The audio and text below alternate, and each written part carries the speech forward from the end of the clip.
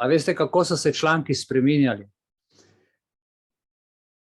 Če bi ta film, če bi to vse posnel v času od vložitve, je bilo v par urah so mediji že pisali o tem.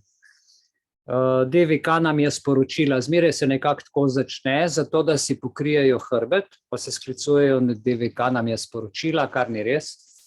DVK samo objavi Državna volilna komisija na svoji spletni strani in potem pač kdor dežura tam in prvi vidi spremembo, tudi prvi o tem piše. In tisti prvi ljudje delajo največ napak, ker hitijo, ne pokličejo, ne vprašajo in potem se pač dogajajo misinterpretacije, napačni članki v časopisih, ki so si v koliziji in potem ljudje so zbegani, eni govorijo to, drugi to pač kjermo karkoli paše.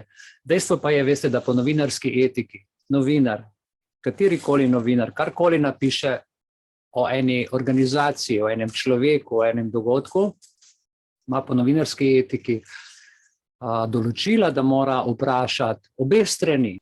Je pač, kakor je, pri nas te etike ni, leži v predalu, mogoče napisana na 4 straneh, ampak kadar gre pa zares, kadar tako globoko posežejo v dostojanstvo človeka, v odnose družbe, ko začnejo rezati tako globoko, da to boli že celotno družbo in ko pridejo določene, rekel, pravne stvari ozaveščenih ljudi, takrat stopijo korak nazaj, kajti kazni so zelo velike, a ne? V Kazenskem zakoniku in tudi po drugih parametrih mednarodnih pogodb in dogovorov, kar se tiče novinarskega dela. Ampak zdaj smo v novi realnosti, ljudje, kaj ćemo pričakovati? Nova realnost je pač takšna. No in ko so se članki spreminjali, smo to sledili, ziveljano celo noč nisva spala, to se je na vsake 3 minute. In bolj, ko je šlo proti jutru, bolj so bili hecni članki, a ne? In na koncu je zjutraj ob 8 bil že en tak vprašljiv članek glede kandidature, ob 10 je pa, ali ne vem kdaj je pa Delo objavilo par ur prej, da pa je potrjeno, da bo samo 8 kandidatov, ne več 9, čeravno je STA na vse zgodi še zmeri STA objavila, da je 9 kandidatov. Jaz imam tlele, zdajle vam bom ta STA članek pokazal. Glejte, jaz sem ta članek shranil, ker je zlata vreden, evo piše. Rok za vložitev kandidatur se je iztekel, toliko se jih bo, pazite, toliko se jih bo borilo za predsednički stolček. Zadnjega je vložil, zadnjega, ki je vložil kandidaturo, ni pričakoval nihče.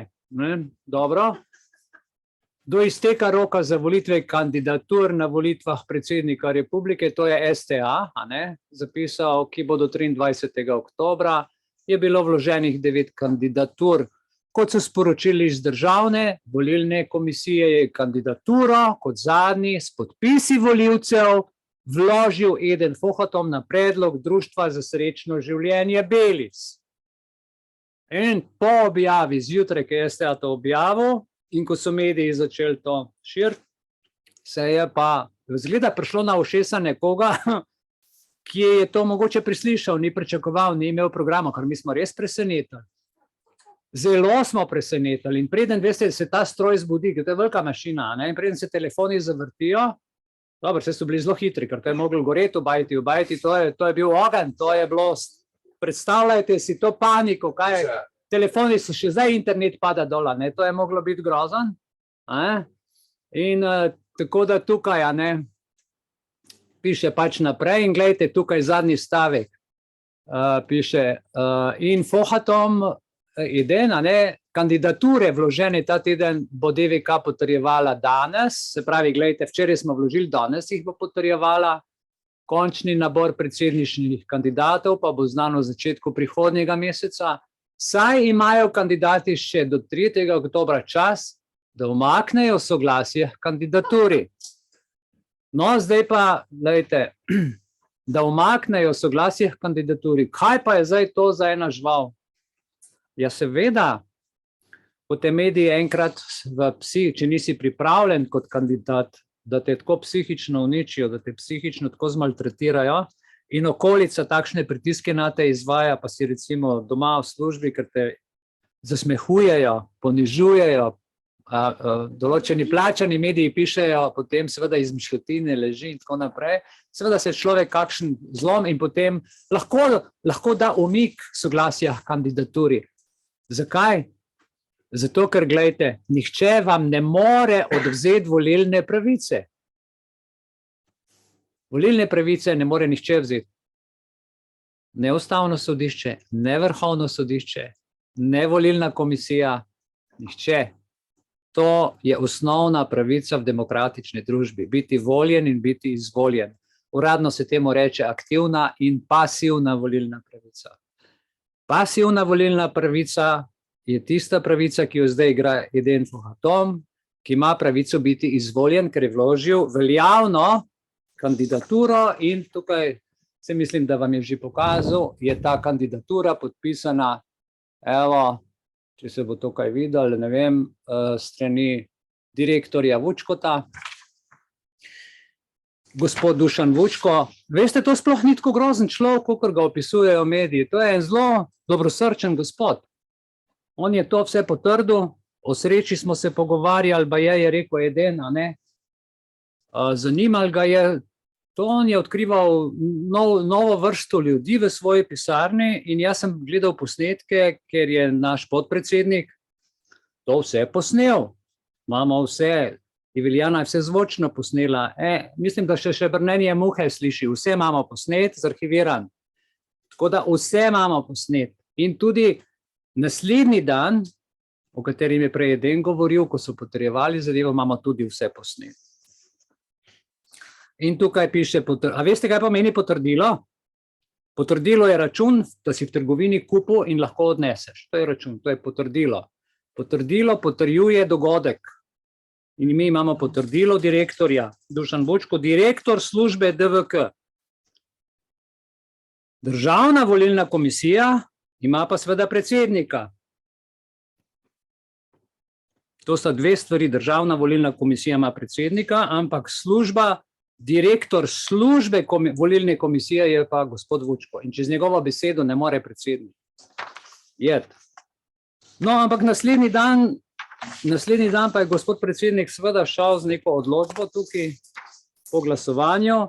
To bi mogel narediti gospod Dušan Vučko, pa tega ni mogel narediti, zato ker je poznal resnico, je pa pač ta gospod predsednik naredil in je šel s pooblastili preko direktorjevih pooblastil. In ta odločba državne volilne komisije, predsednika, je absolutno nična. Samo na kratko še povem. Potem smo mi, tukaj od spodaj je ta napisal Peter Golob, da lahko zoper to odločbo se vloži pritožba na Vrhovno sodišče. Društvo je to naredilo. Je sledilo pač napotku temu in smo na Vrhovno sodišče vložili pritožbo.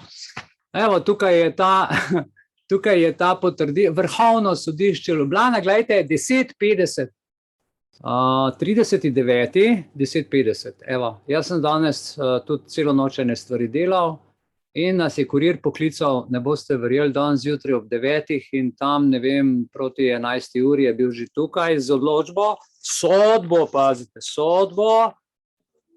sodba v imenu ljudstva, lejte, ja vam pokažem. Sodba v imenu ljudstva, evo jo. To je že sodba v imenu ljudstva. To boste vse dobili, vse papirje, sam da jaz ta teden se malo sestavim, ne. V drug teden boste imeli vse na linki, vse boste lahko prebrali, ampak tukaj, da boste vedeli tekoče stvari, kaj se dogaja, ja, ker tudi to je bil intenzivni teden, jaz če sem 3-4 ure spal od torka, pač v redu. Je pa fantastična zgodba, torej, ko bomo to skupaj dali, to je krimič, to je Hitchcock, to je best, ja. No in tukaj Vrhovno sodišče, vidite, a veste, kaj je Vrhovno sodišče v imenu ljudstva, no? Njegova pooblastila, to sploh ne bi smelo društvo odločati, ker no, boste pol naprej videli, kaj smo naredili, ne? Oni so to naredili sodbo, tukaj so naredili obrazložitev, ki je čist prazna, čist prazna, gledajte, tu 6 podpisi pišejo, podpore, sploh niso pogledali naše razlage, koliko je vsaka podpora vredna. Neč, oni so samo šli po istem kopitu, kakor je šel Peter Golob tam, ker to so ista klika, namreč sodišče je poklicalo Državno volilno komisijo in so se zmenili, kako bojo zdaj to sodbo uskladili že z njihovo odločbo. Oni so se tako odločili, vidite, tukaj je podpisan Andrej Kmecl, naj bi bil podpisan, pa ni, tako da ta sodba je take brez veze, ker mi se s takimi prepisi pa izvirniki v taki zadevi, kot je volilna pravica, pač njihove igre ne gremo. Jaz sem pa rekel Iviljani, dajmo narediti to pritožbo, da vidimo, a oni sploh poznajo 145. člen ustave, da nimajo pristojnosti v društvu sploh odločati, a ti sodniki to sploh poznajo, a veste, da ne poznajo, da ti tipi tega ne poznajo. In mi smo danes sodbo dobili in smo jim to sodbo že vrnili, takole skrižano, prečrtano, takole prečrtano, da kaj se grejo, kaj imajo oni sploh za odločati, da mi smo jih sicer sprobali, ampak da so se zdaj s to sodbo dokončno osmešali, da ne poznajo ustave, zakona in pravil igre družbe. In ustave ničesar ne poznajo. Žal mi je, poglejte. In potem smo mi tukaj napisali temu Andreju Kmeclu, v izogib posmehu zadnji odstavek berem, sodne pisarije iz pristojnosti, za katero sodišče le misli, da spada v pristojnost na področju družbenih dejavnosti, Društvo za srečno življenje Belis odgovornim v lokalni samoupravi sporoča in predlaga premislek. Predvsem v premislek sodnikom, zaposlenim na Vrhovnem sodišču, ter da dopis številka, to je ta sodba, jaz mu rečem sam nek dopis, z dne 1.10., ki ga društvo avtorju vrača na podlagi 145. člena ustave, da naj pregleda, do kje sega pristojnost državne uprave. Do takrat pa društvo slovenskemu sodstvu sporoča, da so takšna in podobna pisanja proti odločbam organom, to so odločbe organov iz društva in druge samouprave v celoti nična. Lep pozdrav in podpis zastopnice.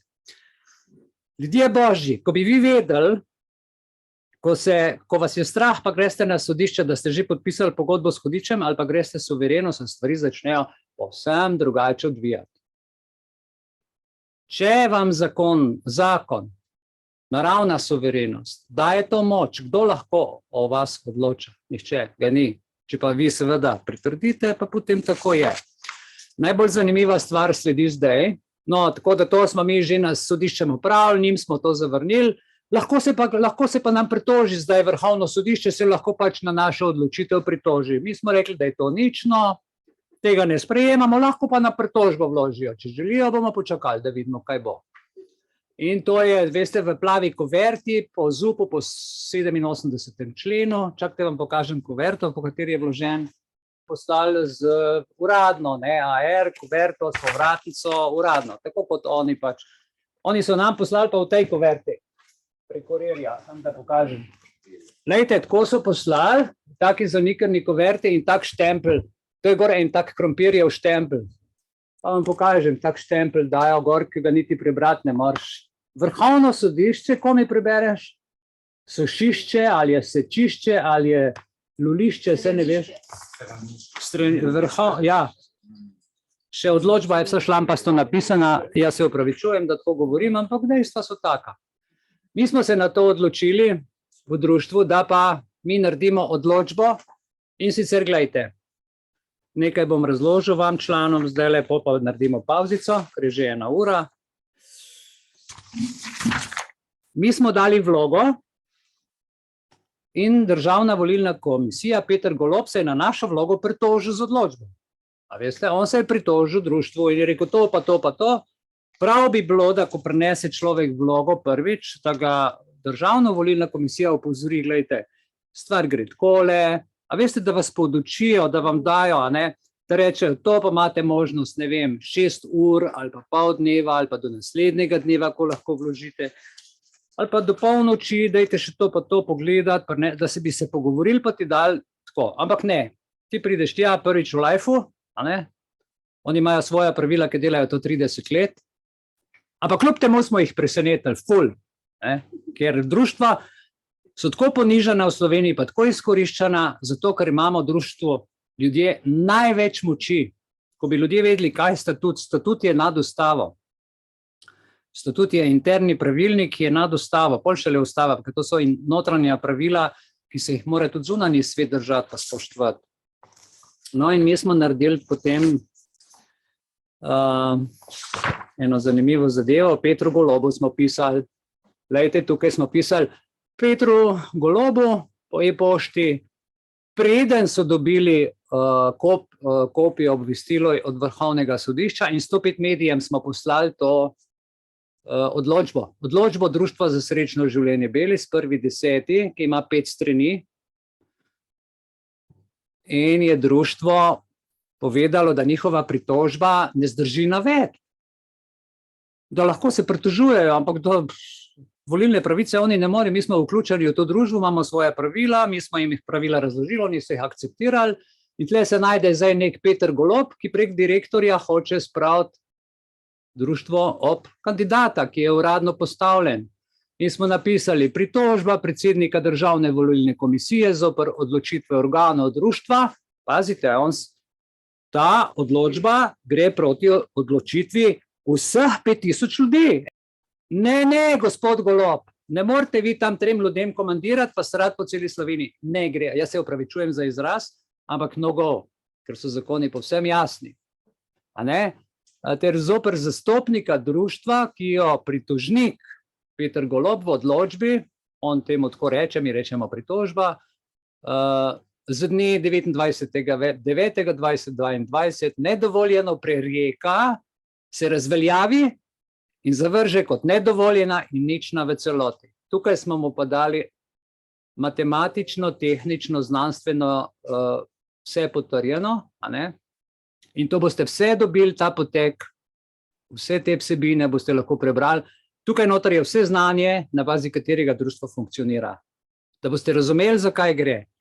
Ko bo to naslednji teden prišlo z linkom, vam predlagam, da si spravite, preberete, se ne boste mogli takoj vsega razumeti. Jaz sem tle 27 let noter, nekdo zadnje leto, nekdo zadnji 2 leti malo razmišlja, ampak je fajn te stvari razumeti v glavi, kaj kater zakon pomeni in tako naprej. Še Vrhovno sodišče ne ve tega. Ne ve, ne poznajo, res ne poznajo ustave, meni je zelo hudo, ne poznajo zakonov, sploh pa ne zakona o društvih.